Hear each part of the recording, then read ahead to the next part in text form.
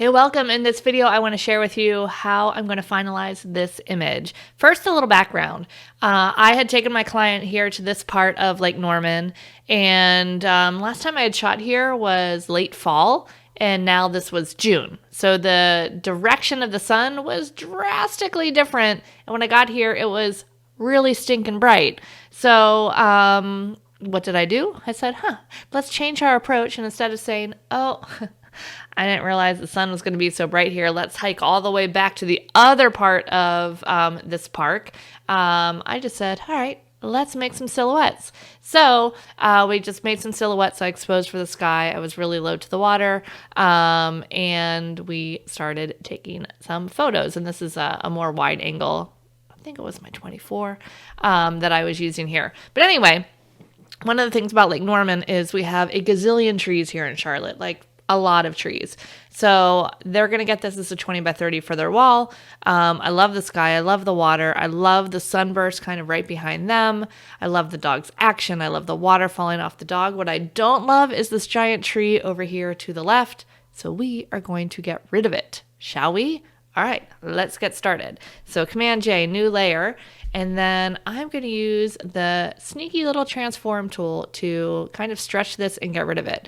So one way that you can do this, like some people might come through and be like, all right, let's just go ahead and content aware fill, which, yeah, sure, you can definitely do that. Up to edit, content aware fill.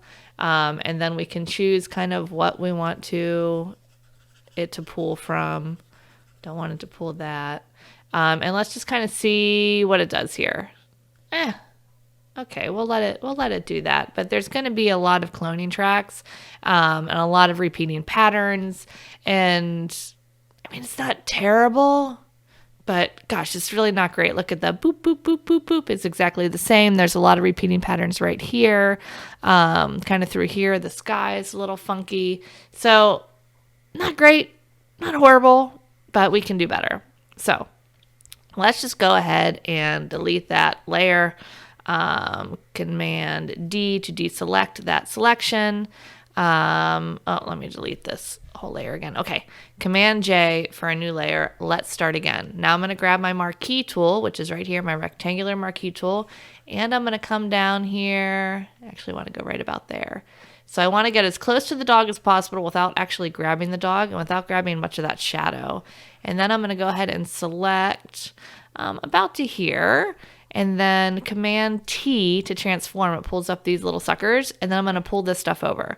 Now remember, if you pull stuff over like this and it gets bigger, we don't want that. So Command Z, go back, and then hold Shift down. So if you're ever dragging something and it's not doing what you want it to do, hold Shift. If you're not holding Shift, hold Shift. If you are holding Shift, don't hold Shift. Depending what version of Photoshop you're running and what your preferences are, Adobe's changed that numerous times. So here I'm going to hold Shift. I'm going to drag over, and we're just going to kind of drag that sky out. Now, if I drag all the way over here, it's starting to get a little funky. But I can definitely drag to about here, and that looks just fine. You can usually end up dragging these natural elements a bit, and you really have no idea. So we're going to go ahead and say, yes, that is good. We're going to Command D to deselect. I'm going to go ahead and crop in 2 by 3. It's going to be a 20 by 30. So I'm going to end up pulling this in a little bit.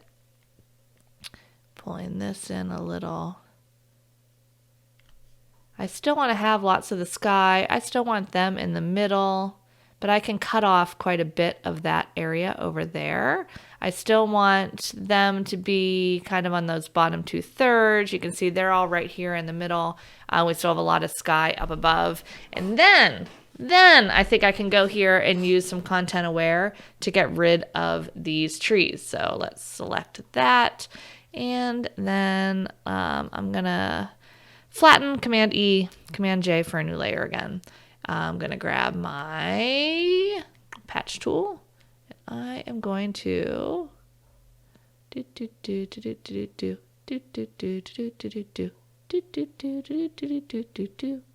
yes, that's the song you have to sing when you select things. Didn't know if you were aware.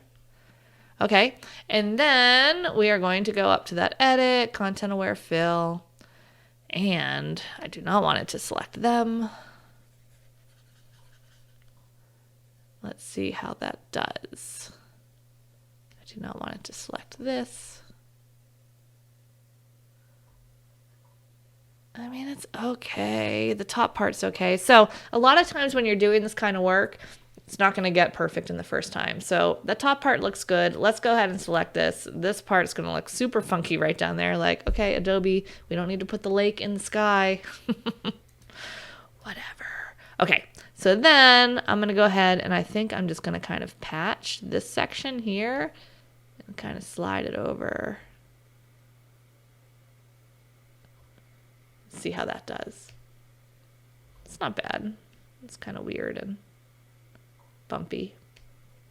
All right, that's doable.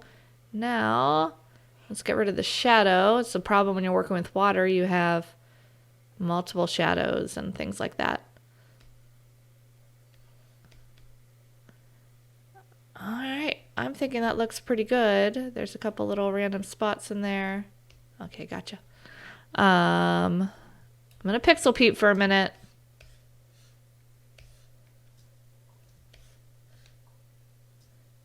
It's weirdly kind of soft right here. There you go, it's a little bit better. And right here.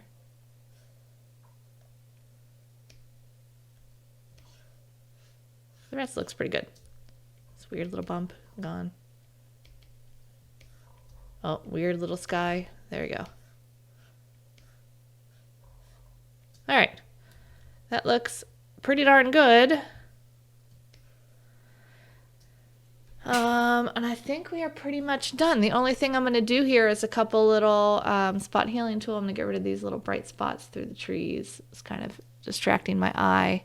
But gosh, you know, really, that is it. That is ready to go. I had already done my color contrast correction over in Lightroom. If you want to see how I edit silhouettes, we'll link to that underneath this video. So you can go see how I would have done the actual editing here of this from the raw file. Maybe not this image, but another silhouette image, and I do them all the same. So anyway, hope you found that helpful. See you in the next video.